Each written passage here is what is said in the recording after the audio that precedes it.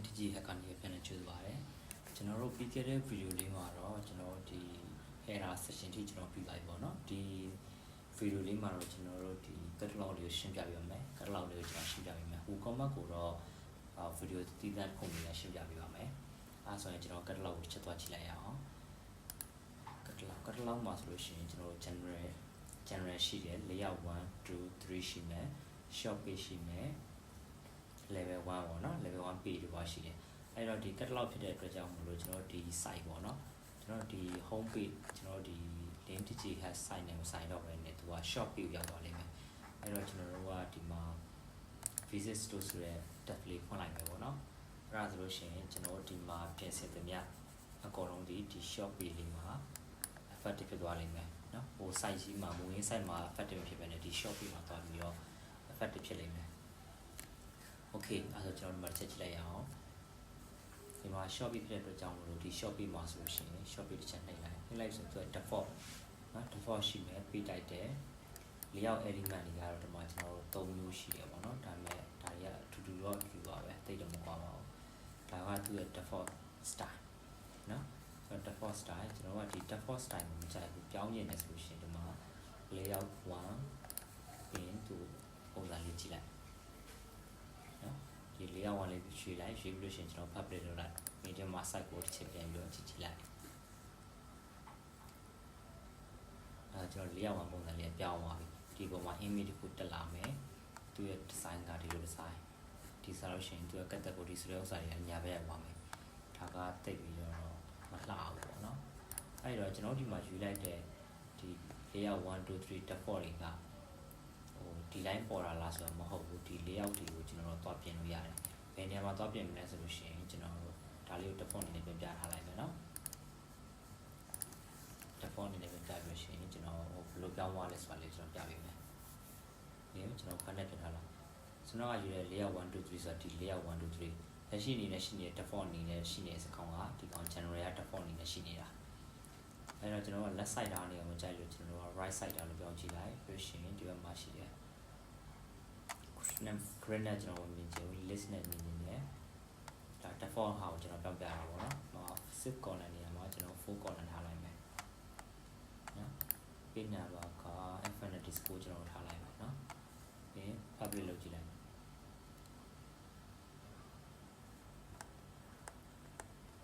ဒါတော့ဟို general ထဲမှာပေါ့အရင်ဆုံးကျွန်တော် general ရင်းကြည့်တာ okay public ကခဏ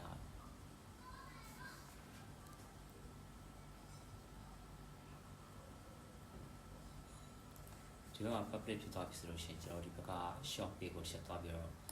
refer လုပ်ကြည့်မယ်နော်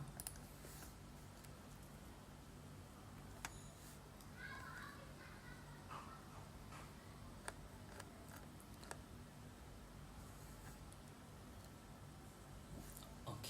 နော်အဲဆိုရင်ကျွန်တော်ကြည့်ကြည့်လိုက်မယ်ဆိုတော့ကတော့မှာ page short page ကလုံးဝပုံစံပြောင်းသွားပြီပေါ့နော်ဆိုတော့ဟာလည်းမတူတော့ဘူးကျွန်တော်လုံးဝပုံစံပြောင်းသွားပြီဒီမှာလည်း infinity score ဖြစ်တဲ့အတွက်ကြောင့်မလို့ဒီအောက်မှာသူက loading လေးအနေနဲ့ပဲပြရတယ်ဆိုတော့ကတော့ grid တွေပိုင်းနဲ့မပြရအောင် list အနေနဲ့ပြရတယ်မပြီးသေးလို့ရှိရင်ဒီအောက်မှာ loading ဆိုပြီးစာသားလေးထပ်ပြီးတော့ပြပေးတယ်ဒါသူ့ရဲ့ default အနေနဲ့ပေါ့နော်ကျွန်တော်အဲ့ default အနေနဲ့ပြန်ပြောင်းမှဆိုလို့ရှိရင် page number နော်စနစ်ကိုထိပြပေးမယ် list နေရာမှာကျွန်တော် grid တိုင်းပဲပြန်ကြည့်မယ်ရှင် right side ကနေမှာကျွန်တော် left side တိုင်းလုပ်လိုက်မယ်နော် layout category layout ကကျွန်တော်စနစ်မှာ right side ကဖြစ်နေတယ်နော်ဒီဘက်မှာ right side ကဖြစ်နေတယ်အဲ့တော့ကျွန်တော်ကဒီဘက်မှာ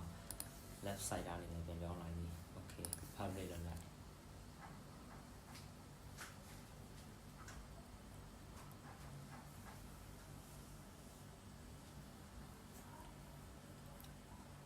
public လုပ်ပြီးသွားပြီဆိုရင်ကျွန်တော်ဒီဘက်မှာတစ်ချက်လေးပြန်ကြည့်ကြည့်လိုက်ပါတော့ဒါပြန်ကြည့်လိုက်ဒီ site ကိုပြန်ပြီးတော့ refer လုပ်လိုက်ရှင်ပြောင်းသွားလိမ့်မယ်တော့ကျွန်တော် public လုပ်တာမဖြစ်သေးဘူး line ကြောင်းနေတူတယ် okay ဖြစ်သွားပြီဆိုရင်ကျွန်တော်ဒီမှာ site ကိုရှင်းပြန်ကြည့်မယ်အဲ့ဆိုရင်ကျွန်တော်တို့က site bar ပဲချမ်းရောက်ပါပြီဆိုတော့ဆိုတာကဒီ brown ဆုံးချိန်မှာ default အနေနဲ့ရှိနေတာဒီမှာ product က6ခုရှိနေတယ်ဒါပေမဲ့ကျွန်တော်ဒီခု 4လို့ပြောင်းလိုက်တော့4ခုပဲရှိတော့တယ်နော် left side ပါပဲသွားပြီ grid အနေနဲ့မြင်ရပြီပြီးရှင် column 4ခု page number ဆိုလို့ရှိရင်လည်းကျွန်တော်တို့ဒီမှာ page number 1 2 3ဆိုဖြစ်သွားပြီနော်ဒါ general အနေနဲ့ဖြစ်တာလေလို့မို့4ရောက်ဝင်အောင်သွားပြင်မယ်ဆိုလို့ရှိရင်လည်းကျွန်တော်တို့ full width နဲ့ထားအောင်မထားဘူးတော့ကြည့်လို့ရတယ်နော် banner auto print လည်းကျွန်တော်အပိတ်ဖွင့်လုပ်ထားလို့ရတယ်နောက်တစ်ခုကကျွန်တော်ဒီမှာ side bar ပေါ့နော် side bar right side တော့ရှိတယ်အဲ့ဒါကို left side ထားမှဆိုရင်ထားလို့ရတယ်နောက်တစ်ခုကကျွန်တော်ဟိုတတိထားမိလားမသိဘူးကျွန်တော်စနကပထမဆုံးအနေနဲ့ layout 1အနေနဲ့ပြတော့မှဒီမှာပုံစံလေးကျွန်တော်ပုံလေးပါတယ်ပေါ့နော်ပုံလေးပါတယ်ဒါပေမဲ့ကျွန်တော်ကိုယ်ပုံလေး remove လုပ်လိုက်မယ်နော် remove လုပ်လိုက်ပြီးတော့ကျွန်တော် public လုပ်လိုက်မယ်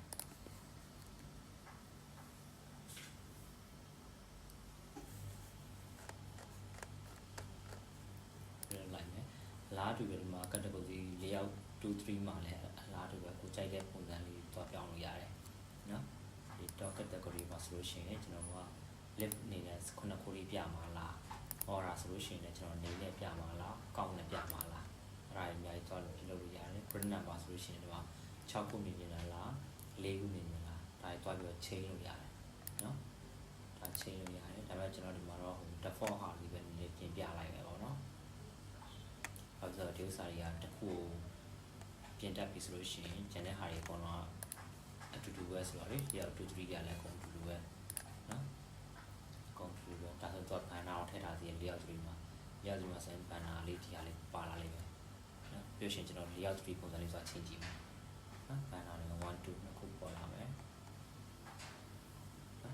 နော်စာကားတွေရတယ်ကိုချိန်နေတော့ကျွန်တော်ချိန်လို့ရသေးတယ်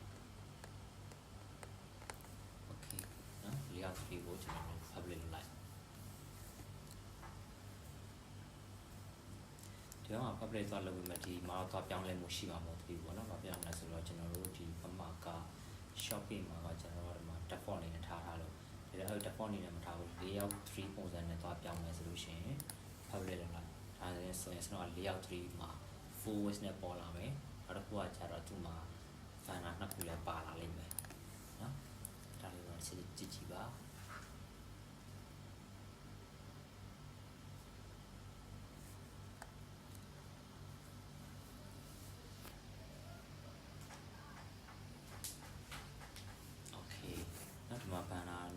နှစ်ခုပါလာပြီကျွန်တော်layout 3ချိန်လိုက်တဲ့အတွက်ကြောင့်နှစ်ခုပါလာပြီသူကမှ grade အနေနဲ့ပြရတယ် product ကိုတော့သူ4ခုเนาะ4ခုအနေနဲ့ပြပေးထားတယ် total product ကတော့35ခုဆိုပြီးတော့မှပြထားတယ်ဒီမှာလည်းတော့ပြ view ချိန်လို့ရသေးတယ်เนาะဒီမှာလည်းတော့ပြချိန်လို့ရတယ်အထက်မှာလည်းချိန်လို့ရတယ် list အနေနဲ့ပြပေးထားတယ်အဲဆိုရင်ကျွန်တော် layout 3နဲ့ခဏထားပြီးလိုက်မယ်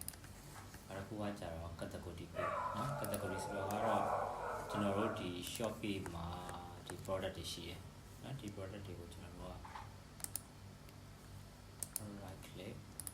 open လုပ်လိုက်ဒီ product ကိုရွေးလိုက်ပါကြပါတော့เนาะဒီ layout ရဲ့ design ကိုဒီ design ဒါဆိုလို့ရှိရင်ဒီသူ့ပုံစံဒီလိုမျိုးပြီးမှရှိတယ်KS နဲ့တော့ပြနေပါသေးလား install ဒီမှာဆိုလို့ရှိရင် buy now button တွေမှာမပါသေးဘူးเนาะ description ရှိတယ် review ရှိတယ်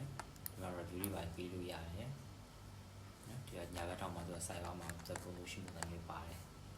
related product တွေပါလာပြီเนาะအဲ့တော့ကျွန်တော်ဒီဟာလေးကိုတစ်ချက်လေးသွားပြီးတော့ဘယ်နေရာမှာ change လုပ်ရလဲဆိုတာကိုသွားကြည့်မယ်လောဆယ်က category လေးရောက်ကလောဆယ် default အနေနဲ့ဖြစ်နေတယ်အဲ့တော့ကျွန်တော်က default အနေနဲ့မကြည့်ပဲနဲ့ layout 1အနေနဲ့ကြည့်လိုက်နော် layout 1ပဲဖြစ် layout 3ပဲဖြစ်ကို change ကြည့်လိုက် change ကြည့်ပြီးလို့ရှိရင်ကျွန်တော် public လိုက်ပြီ public လိုက်ပြီဆိုလို့ရှိရင်ကျွန်တော်တစ်ခေါက်ပြန်လာကြည့်မယ်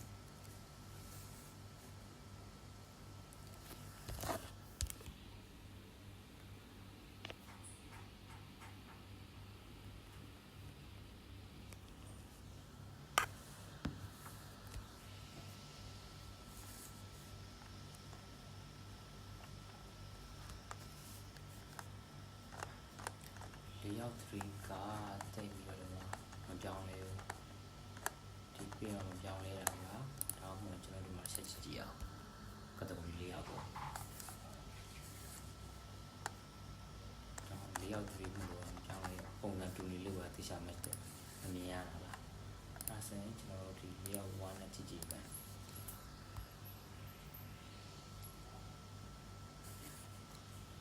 public ဖြစ်သွားပြီ public လောက်ဆိုရင်ကျွန်တော်ဒီမှာတစ်ချက်လေး site ကို reflect လုပ်ကြည့်လိုက်မယ်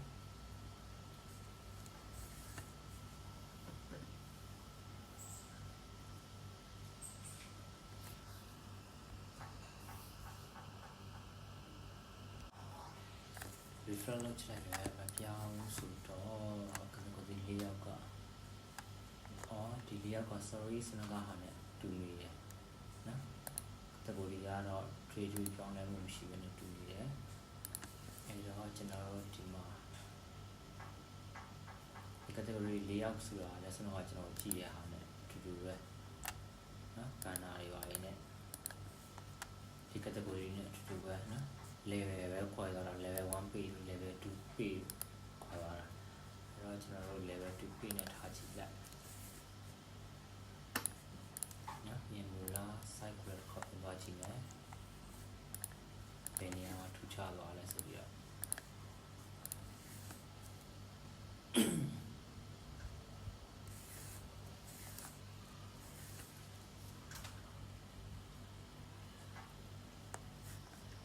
ဒီမှာတော့ထူးခြား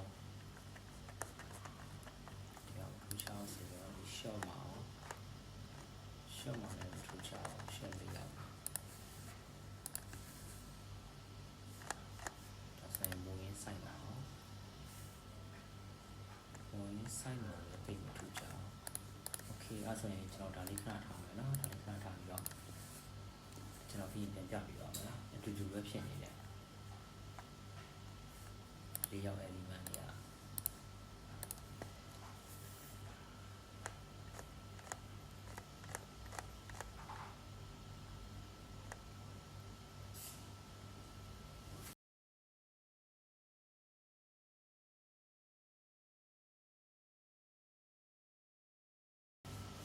စိုက်တာဆိုလည်းအတူတူပဲစိုက်တာလည်းဒီကဘေးနားပါတယ်စိုက်တာတွေနဲ့အတူတူပဲစိုက်တာတွေနဲ့အတူတူပဲ category ဒီ category ဆိုတဲ့ဒီ block category နဲ့အတူတူပဲသူက level ကကွဲသွားတာသူကဘယ် level မှာပါသုံးလဲဆိုတာပါသွားတာပေါ့နော်အဲ့တော့ကျွန်တော်ဒီမှာ banner တွေဆက်ဖြုတ်ကြည့်မယ်အားလား category ရှိမယ်တော့ category ရှိကြည့်ဖြုတ်ကြည့်လိုက်မယ်နော် brand ဖြုတ်ကြည့်လိုက်မယ်အဲ့လိုဆိုတော့သူကတော့၄ရောက် element ဆိုတော့အတူတူတော့အတူတူပဲဒီ category ကိုရွေးတဲ့အချိန်မှာဒါမှမဟုတ်တော့ဒီ level ဒီမှာ default တဲ့ကြောင့်မို့ကျွန်တော်အရှိမ level 3၄ရောက်3ယူထားတာကိုဒီမှာ default ယူထားရခါကျတော့ဒီ3မှာသွားပြီး affected သွားကြည့်လို့ရအောင်မဟုတ်ဘူးသူက၄ရောက်ကဟိုနေ့မှာသွားကြည့်လို့ရမယ်ကျွန်တော် default လုပ်ထားတယ်ကြောင့် default နေရာမှာတွားကြည့်လို့ရမယ်နော်ဒီမှာဆိုလို့ရှိရင်3ရေးထားကျွန်တော်3မှာတွားကြည့်မှာပဲအဲ့ဒါကမြင်ရလိမ့်မယ်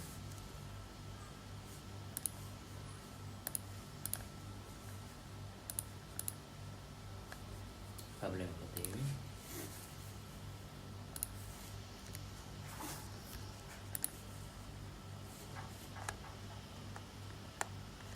ငါပုံစံနဲ့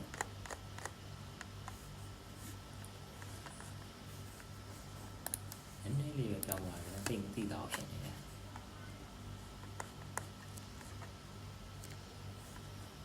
သိတော့ဖြစ်နေနည်းလေးပဲပြောင်းသွားတယ်အဲ့တော့ကျွန်တော်တို့က product page ဆိုတာကတော့ကျွန်တော်ဒီ product page ပေါ့နော်ကျွန်တော်ဒီမှာ product ကိုဝင်ကြည့်လိုက်တယ်ဝင်ကြည့်ပြီးသွားရင်ဒီ product page ကိုဝင်ကြည့်လိုက်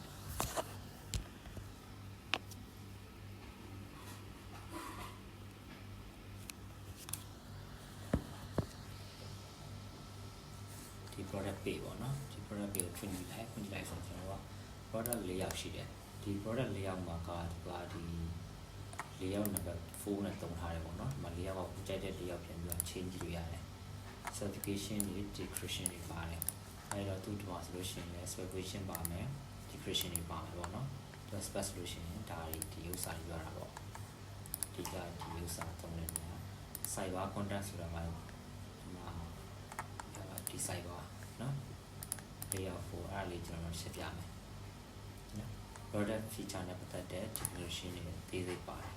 နော်ဒါလေးတွေပြောတာအခန်းကိုကျွန်တော်ဖောက်ပြလိုက်မယ်ဒါလေးဖောက်ပြလိုက်မယ်နော်ဒါဆိုပုံမြင်သွားအောင်လို့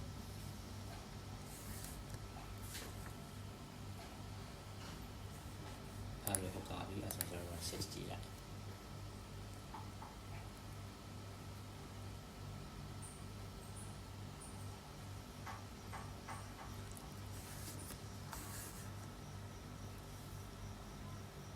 မနော်ပုံစံလေးတော့နည်းနည်းပြောင်းသွားတယ်ကျွန်တော်ဒီပုံမှာစာတန်းလေးရှိတယ်ဒီပုံမှာသူ့ရဲ့ file လမ်းကြောင်းနေရာလေးမရှိတော့နော်ဒီမှာလည်း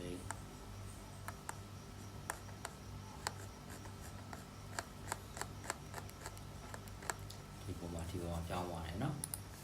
အဲ့တော့ကျွန်တော်တို့ဒီဟာလေးပြန်ပြီးတော့သူ့ဒီတိုင်းလေးပြန်ထားကြည့်လိုက်မယ်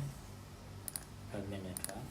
အဲ့တော့ကျတော့ product image gallery product image gallery မှာကျွန်တော်တို့မှာရှိမယ် image zone ရှိမယ်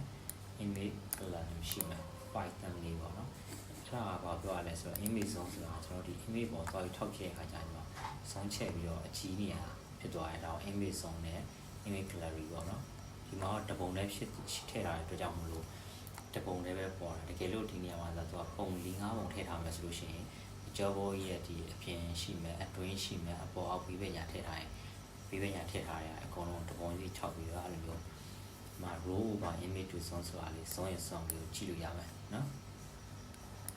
ကျွန်တော်ဒီမှာက5ပုံထိထည့်လို့ရတယ်နော်5ပုံက short လို့ရတယ်တူလို့ရသေးတယ်နော်ဘာလို့လဲတက်ဖို့ကတော့5ပုံဒါကိုပြောတာပါဒီ image zone ဆွဲလို့ရမယ် gallery ဆိုတော့ဒီနေရာမှာတပုံလေးထည့်ထားလို့ဒီနေရာမှာ2ပုံ3ပုံထည့်ထားရလို့ရှိရင်ဒီဘက်ညာ click တွေဆွဲကြည့်ပြီးကြည့်လို့ရတယ်နော်ဒါဒီဟာကိုပြောတာနောက်တစ်ခုကကျွန်တော်တို့ product by now မရှိကျွန်တော်တို့မှာကြည့်လိုက် as to get တစ်ခုပဲရှိမယ်ဒီမှာက as to get တစ်ခုပဲရှိမယ် by now ပေါ့အဲ့တော့ကျွန်တော်ကဒီ by now အောင်ဝေးလိုက်ပြီးရင် by now ရေးထားတယ်ဒီမှာ link ပေါ့နော် by now နှိပ်လို့ရှိရင်ဘယ်ကိုသွားမလဲဆို link ရှိတယ်ပြီးရင် public နှိပ်လိုက်ကျွန်တော်ဟိုဗီဒီယိုလေးတိုင်းမှာကျွန်တော်ပြောတယ်ပေါ့နော်တစ်ခုခု change လုပ်ပြီးတိုင်းမှာ public နှိပ်ဖို့လိုတယ်လို့တကယ်လို့ public ကိုမနှိပ်မိဘူးဆိုလို့ရှိရင်ကိုလုပ်တဲ့ဟာကတော့ဟိုပြောရမယ် effective ဖြစ်ဘူးပေါ့နော် effective ဆိုတော့ဒီကနေအစားအသောက်ဖြစ်သွားလိမ့်မယ်ပြင်ရတာတော့ခေါက်ပြန်လောက်သွားတယ်တော့ဟာပေါ့ okay ဒါဆိုရင်မကြည့်ကျွန်တော် final button လေးပေါ်လာပြီနော်ကျွန်တော်ကတော့ final button မပေါ့ full final button လေးပေါ်လာပြီဒီမှာအဲဆိုရင်ကျွန်တော်ဘယ်နဲ့တစ်ခါပြန်ထားမလဲ product D ကတော့ don't outfit promise ကိုရေးထားတယ်နော် so item ဒီကြားမှာ so ဖြစ်သွားတဲ့အတွက်ကြောင့်မို့လို့ so item ဆိုပြီးကျွန်တော်ရေးထားလိုက်တာ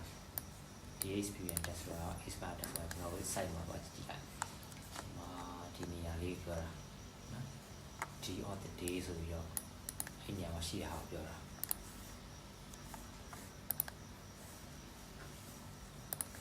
ပြန်ကျွန်တော်ဘယ်နဲ့ခေါ်ပြထားလားထိပ်ပိုင်း product social မှာကျွန်တော်တို့ on ထားပြီးတယ် Twitter Facebook ဒီမှာ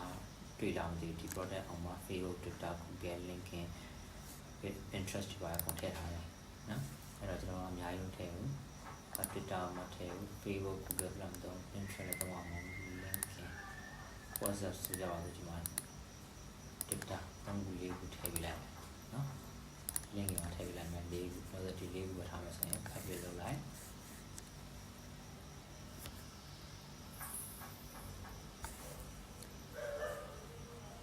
ဒီ public ဖြစ်သွားပြီဆိုလို့ရှိရင်သူကဒီမှာ site ကိုပြန်ပြီးတော့ reflect လုပ်လိုက်ဒါဆိုလို့ရှိရင်တော့ကျွန်တော်ကဟိုအများကြီးရှိနေ product social နေရာမှာ product social က၄ခုပဲရှိတော့မယ် okay မပြောင်းပါနဲ့ social ၄ခုပဲရှိတော့မယ်okay ဘယ်နဲ့တက်ထားလဲငါက frequently for together တော့တဲ့ဒီဟာလေး off ဖြစ်နေတယ်ပေါ့နော်ဒီကောင်ကကျွန်တော် on ပေးကြည့်လိုက်မယ် on ပြီးရင် public လုပ်လိုက်ပြောချင်နေတာကဒီ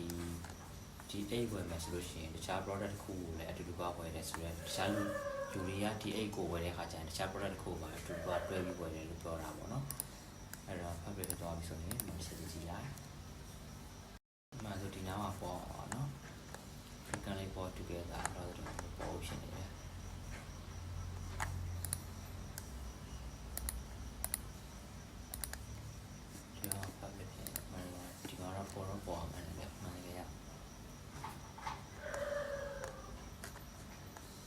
ဒီ product မှာက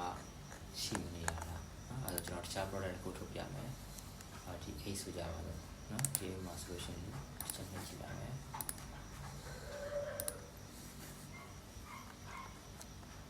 ဒီမှာပေါ်လာပြီပေါ့နော်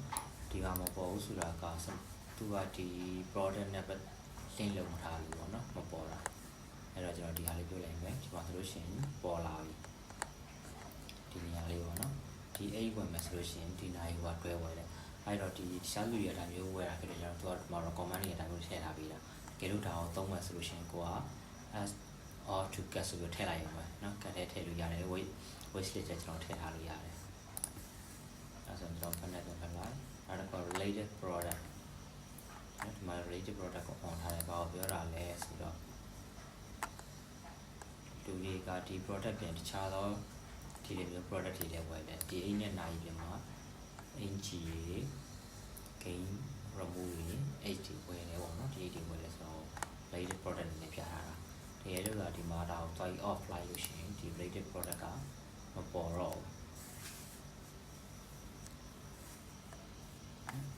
မပေါ်တော့ကျွန်တော်ချက်ပြမယ်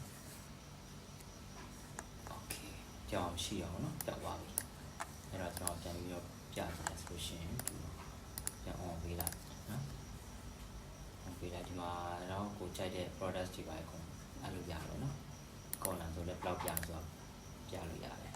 5ခုပြမလား6ခုပြမလားနော်6ခုပြမလားပြလို့ရတယ်အပြင်ဘယ်နဲ့ပြန်တော့လိုက်ပါပြရတော့ upsell product ကိုကျွန်တော်ရှင်းသွားကြည့်အောင်ဒီမှာသူက upsell product က Instagram မှာပေါ်မှာပေါ့နော် sorry ဒီမှာပေါ်မှာမဟုတ်ဘူးသူက Instagram မှာရှိမှာပဲပေါ်မှာ show upsell product ကချက်တဲ့ option ဒီ option က Instagram photo မှာပဲပေါ်လိမ့်မယ်ပေါ့နော်ဒီရောအဲ့တော့ကျွန်တော် Instagram မှာချိန်ထားမယ်ဆိုလို့ရှိရင်တော့ပေါ်မယ် Instagram မှာချိန်မထားဘူးဆိုရင်တော့မပေါ်ဘူးပေါ့နော်သူက Instagram နဲ့ချိန်ထားနေတာလားနောက်တစ်ခုက Instagram photo နော် Instagram လည်းဒီမှာ Instagram နဲ့ချိန်ထားမယ်ဆိုလို့ရှိရင်တော့လာပေါ့နော်ဒီ option ကိုဖတ်ကြအပြင်ကျွန်တော် Instagram ကိုတောက်ပေါ်မယ်အဲ့တော့ Instagram ကဘယ်နားမှာကြည့်မလဲဆိုရင်ကျွန်တော်တို့ဒီမှာ product social မှာကျွန်တော် Instagram Twitter Facebook Pinterest LinkedIn ဒီမှာပါအောင်ဆိုတော့ဘယ်လိုချိန်မလဲဆိုလို့ရှိရင်ကျွန်တော် Instagram မှာ API key ယူပြီးတော့ချိန်တယ်လို့သွားပြီးချိန်ထားမှာပေါ့နော်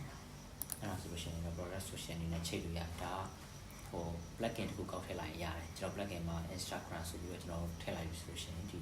product social မှာကြားလိုက်မယ်ဒါမှမဟုတ်လို့ရှိရင်လည်း product ဒီဟာ tab ကိုပိတ်လိုက်ပြီးလို့ရှိရင်ကျွန်တော်က product social ဆိုတဲ့ plugin တခုတွဲလိုက်ပြီးဆိုရင်အဲ့မှာFacebook တို့ Instagram တို့ရှိရပါတော့။ချိန်လိုက်လို့ရှိရင်အတူတူပဲဒီမှာပေါက်ပေါ်သွားလိမ့်မယ်။ဟောကြရင်ဒီအောက်က option တစ်ခုကအလုပ်လုပ်သွားလိမ့်မယ်။လောဆယ်တော့ဒီမှာကတော့ဒီ option တစ်ခုကအလုပ်လုပ်မှာပုံသေးပြီပေါ့နော်။အခုကကျွန်တော်တို့ blog ဆိုလို့ရှိရင်လည်းတော့ကျွန်တော်ကဒီမှာ shop page နဲ့ product page ပဲလုပ်ထားဆိုတော့ဒီနှစ်ခုကိုပိတ်လိုက်ပြီးကျွန်တော်တို့ blog folder ရှိတယ် blog folder ရှိတယ်ကျွန်တော်တို့ page နေနဲ့ရှိတယ်နော် about add to content တို့ new letter တို့အဲ့မှာ blog folder ရှိတယ်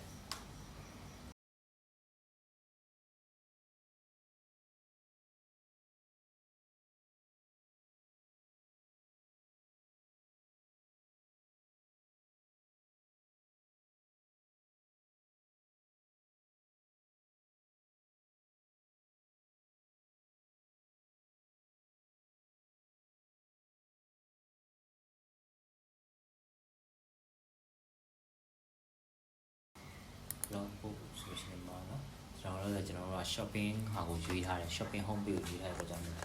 blog post တွေက page ကမပေါ်တာနော်layout အဲ့ဒါ layout 2နော်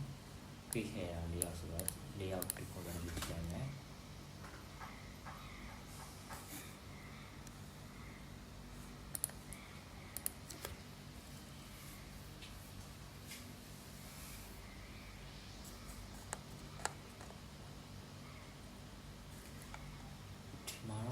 တွေ့ရမှာတော့မဟုတ်ဘူးကျွန်တော်တို့ကဒီမှာ e-commerce ဖြစ်တဲ့အတွက်ကြောင့် e-commerce ရဲ့ home page ကိုယူထားတဲ့အတွက်ကြောင့် blog ကတော့ပေါ်လာမှာမဟုတ်ဘူး။ဒါပေမဲ့ blog ကိုပေါ်စေချင်တဲ့ solution တော့ကျွန်တော် home page နေရာမှာတွားပြီးတော့ blog ဆိုတာကျွန်တော်တွားရွေးပေးရမယ်။ကျွန်တော်ဆိုတော့ close ကတွေ့ရမှာမဟုတ်ဘူးပေါ့နော်ဒါလေးတစ်ခုတော့ရှိမယ်ဒါမှမဟုတ်လည်းကြည့်မယ်ဆိုရင် FH2 ရှိတယ်ပေါ့နော်ဒီ FH မှာကျွန်တော်တစ်ချက်တော့ကြည့်လို့ရနိုင်တယ်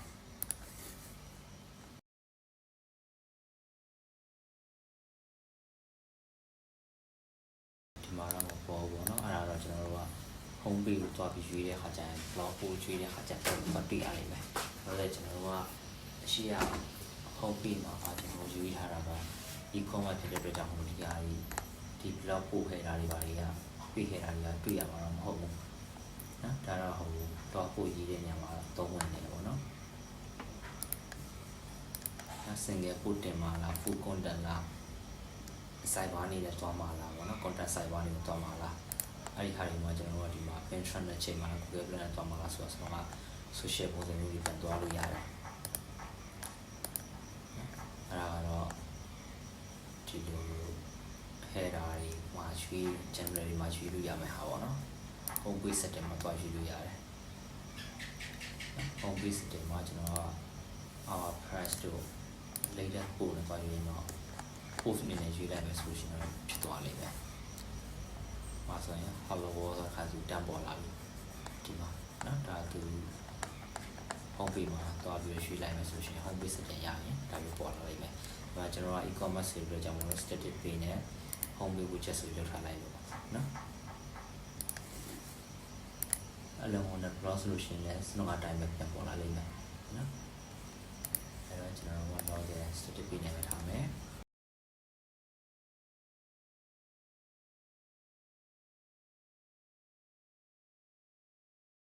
ပေးဆိုလို့ရှိရင်ကျွန်တော်တို့ဒီပေးခဲ့တာဆိုလို့ရှိရင်ဒီမှာကြီးထားတယ် dot speed မှာဆိုရင်155 port ဆိုရင်ဒါဘယ်ဟာပြရလဲဆိုတော့ dot speed ဆိုတာကဒီထိပ်ပေါ့နော်ဒီထိပ်မှာရှိတယ်150နဲ့135တရားမှာဆိုလို့ရှိရင်သူ့ရဲ့ဒီ width ကဒီဥစ္စာပေါ့နော်အဲ့ဒါက135ရှိတယ်တကယ်လို့မျိုးကျွန်တော်ခြုံကြည့်လိုက်39ထပ်ပြီးလုပ်ကြည့်လိုက်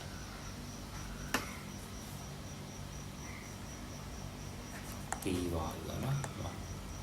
ဒီကောင်းကြီးအချီဖြစ်သွားသေးပါတယ်ဒီစက်နဲ့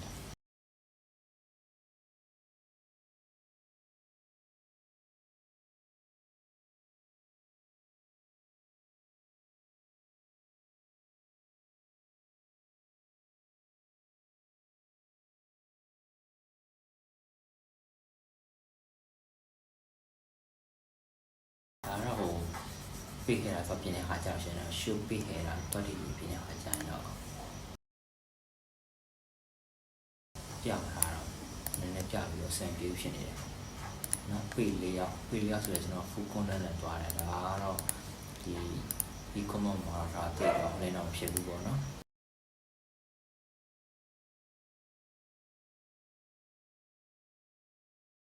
website တစ်ခုကိုကောက်ပြီးရိုက်လိုက်တဲ့ခါကျတော့ရှင်ဒီ website ကကျိုးသူ comment song ပေါ့နော် under maintain နဲ့ comment song လို့ဝေပိုင်းသွားထည့်လို့ရတယ်။တော့ဒီမှာတော့အဲ့ဒါလေးပေါ်သေးဖြစ်နေတယ်။ကျွန်တော်ပြင် footer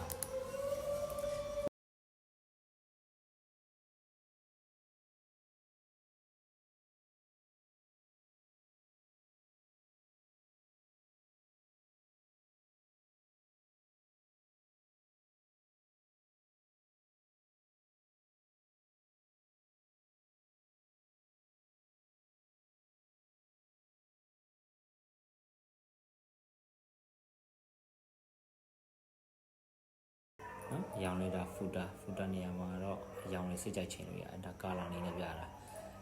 နော်အဲ့ဆိုရင်ကျွန်တော် gray ပဲပြန်ထားလိုက်မယ်ဒီအရောင်ကြိုက်ဘူးဒီအရောင်ကြိုက်မှာ gray ရောင်နဲ့ပြန်ထားလိုက်နော်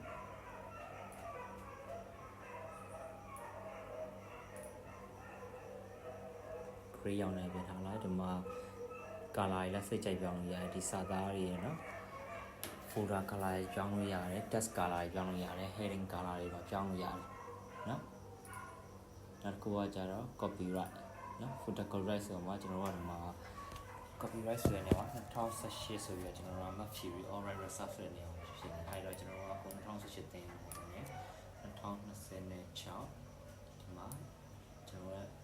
လေးချိန်လိုက်ရောပေါ့နော် link DIGI HUB link digital ဆိုကျွန်တော်ချိန်လိုက်တယ်ပြီး update လုပ်လိုက်တယ်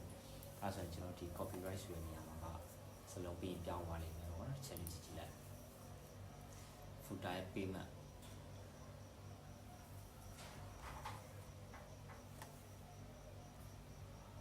sorry public account ဖြစ်သေးဖြစ်နေတယ်။ဒါကြောင့်လည်းလေးနေတယ်။နော်အဲ့ဆိုရင်ကျွန်တော်ဒီမှာ copyright ကိုသွားမယ်။ sorry copyright ကပြီးပါဆိုတော့ပြီးမှသွားမယ်။ဒီမှာစာရုံးသားပြောင်းသွားပြီနော် link digital ဖြစ်သွားပြီနော်။အဲ့တော့ကျွန်တော်ဒီ payment နေရာမှာတော့ PayPal လေးရှိနေတယ်။နော် PayPal ကပုံမှာပါကြည့်ပါမယ်ဆိုရင်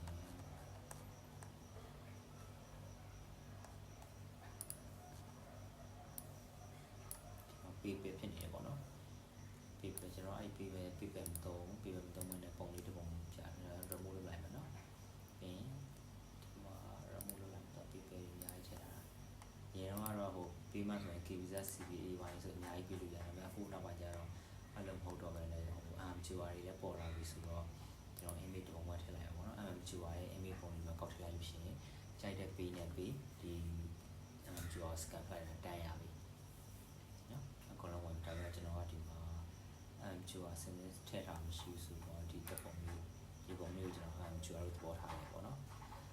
MQR သဘောထားပြီးတော့ကျွန်တော် select လိုက်မယ်ပြီးရင် public လုပ်လိုက်အဲဆိုရင်ကျွန်တော်ဒီနေရာလေးမှာပြောင်းသွားလိမ့်မယ်နော်ဒီနေရာလေးကပြောင်းသွားလိမ့်မယ်ပြီးသွားအောင်ရှင်အဲ့တော့ဒီ public ဖြစ်သွားပြီလားကျွန်တော်ကြည့်မယ် public ဖြစ်သွားပြီအဲ့ဒါဆိုရင် site ကိုတစ်ချက် refresh လုပ်ကြည့်လိုက် refresh လုပ်ကြည့်လိုက်မယ်ဆိုလို့ရှိရင်ကျွန်တော်ပြောင်းသွားလိမ့်မယ်နော်ခဏလေး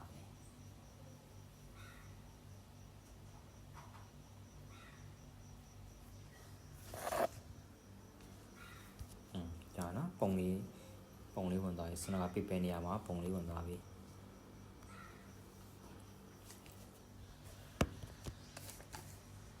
အဲ့ဆိုကျွန်တော်နောက်တစ်ခေါက်တခြားကြည့်မယ် new letter နော် new letter ဆိုတာကဘာကိုပြောတာလဲဆိုတော့ကျွန်တော်ဒီမှာ page ရှိတယ် new letter မှာ information about product coupon ဆိုပြီးတော့ coupon ရဲ့ item လေးပေးထားတယ်နော် new letter မှာ footer new letter နော်ဒါလေး online ပြီးရင် public လုပ်လိုက်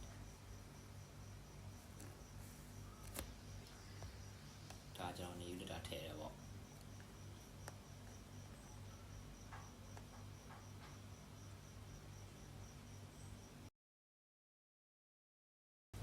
footer မှာ new letter မှာထည့်လိုက်ပြီဒီမှာဘယ်နာပုံလဲဆိုဒီမှာပေါ်လာပြီပေါ့နော်ဒီမှာ subscribe တဲ့စနကတော့ကျွန်တော်ဒီ new letter ပုံစံလေးမရှိဘူးဒီပုံပဲရှိတာအခုဒီပုံရဲ့အောက်မှာဒီမှာ new letter ဆိုလို့ပေါ်လာပြီဒီ more information ဆိုလို့ပေါ်လာပြီပေါ့နော်အဲ့တော့ဘယ်နဲ့ပဲကိုကဒီ new letter လေးကို subscribe လုပ်စီခြင်းမထည့်ထားခြင်းဆိုလို့ရှိရင်တော့ကျွန်တော်ဒီ new letter လေးကိုကျွန်တော်ပြန် off ထားလို့ရတယ်နော်ဒါဆိုကျွန်တော်ခဏတော့ on ထားပေးလိုက်မယ် footer info နော် footer info မှာကျွန်တော်ဒီမှာဆက်ကြည့်မယ်ဘာတွေရှိမလဲဆိုတော့ footer info ကဒီကောင်လေးတွေပြောတာပေါ့နော် icon 1နေရာမှာကျွန်တော် free delivery နော် free delivery ရှိမယ်အဲ့ဒါကဘောရတာသူတိုက်တယ် description ကကြတော့ for order for over 99နော်$99ကျော်တာနဲ့အကုန်လုံး free delivery လုပ်ပေးမယ်နော်ဟောအဲ့တော့ကျတော့90 day return ဒီမှာဒီစာသားလေးကိုကြိုက်လို့ပြောင်းလို့ရတယ်အဲ့ဒါ secure payment နော်အဲ့ဒါ100% payment ရှိမယ်နောက်ခုက 24/7 support ရမယ်နော်အဲ့ဒါကိုထပ်ပြီးတော့ထည့်လို့ရတယ်မကြိုက်တဲ့ဟာတွေမှာဖြုတ်လိုက်လို့လည်းရတယ်အဲ့တော့ဒီ icon လေးတွေကချိန်လို့မရလားဆိုတော့ icon လေးတွေကချိန်လို့ရတယ်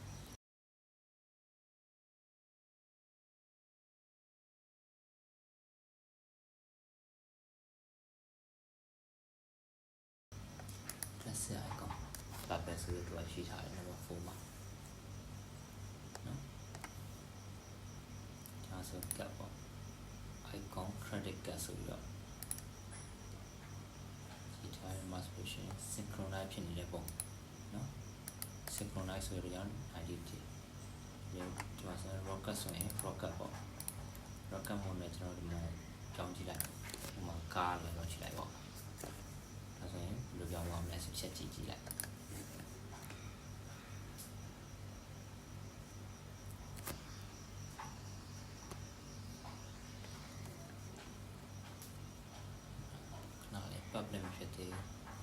problem ဖြစ်တဲ့ဟိုတော့ကားပုံစံပြောင်းသွားပြီပေါ့နော်ဒီမှာလည်းကျွန်တော်ကပြန်ပြောင်းလို့ရတယ်ကိုကြိုက်တဲ့ပုံစံပြောင်းလို့ရတယ်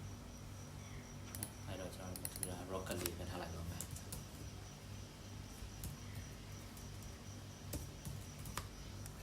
rocket လေးပြန်ထားလိုက်တော့နော်ဒါဆိုရင်ဒါ footer နဲ့ကိုကတော့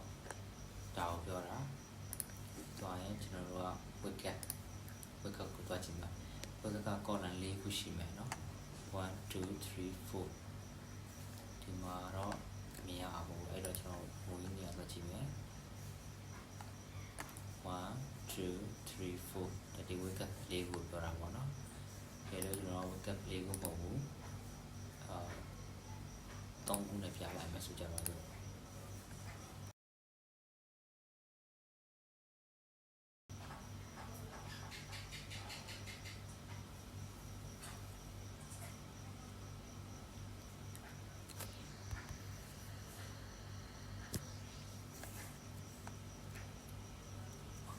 အဲ့ဆိုရင်ကျွန်တော်ဒီမှာ wicket ညာလေးချက်တော့ပြန်ကြည့်မယ်ပေါ့နော်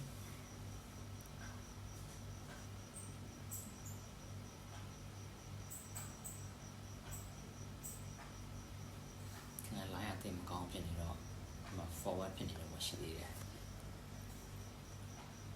မ3ခုဖြစ်သွားပြီပေါ့နော်ဆောင်းကတော့ဒီမှာ4ခုနေရာမှာလက်ရှိ3ခုဖြစ်သွားပြီနော် quit လင်းရဲ့ company ရဲ့ business ရဲ့စာတော့သူကဒီမှာ4ခုတက်တာဆိုပြီး4ခုရှိတာအဲ့တော့ကျွန်တော်ဒီမှာ4ခုလေးကိုထားပေးလိုက်မယ်ဒီ wicket အောက်ကနေအောင်ကစားတာပေါ့နော်ဒီကတော့ဒ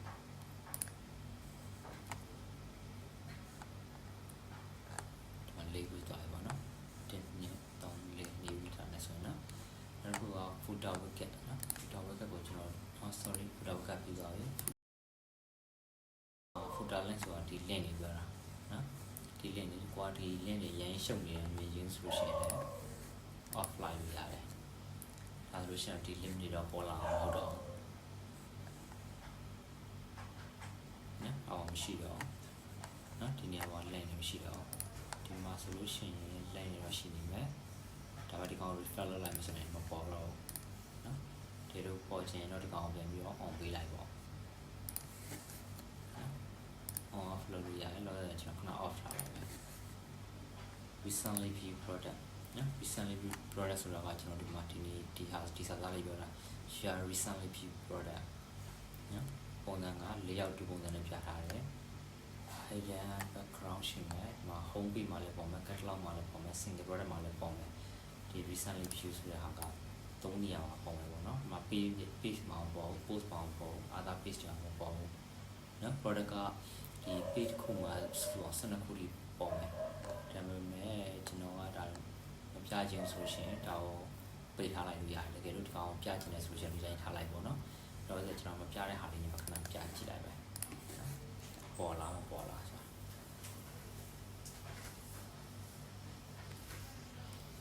ပေါ်တော့ပြတ်သွားပြီပေါ့နော်ပြောက်သွားပြီโอเคပြန်ပေါ်ထားခြင်းတော့ဒါလေးဖြောက်ပေါ်ထားလိုက်ပေါ့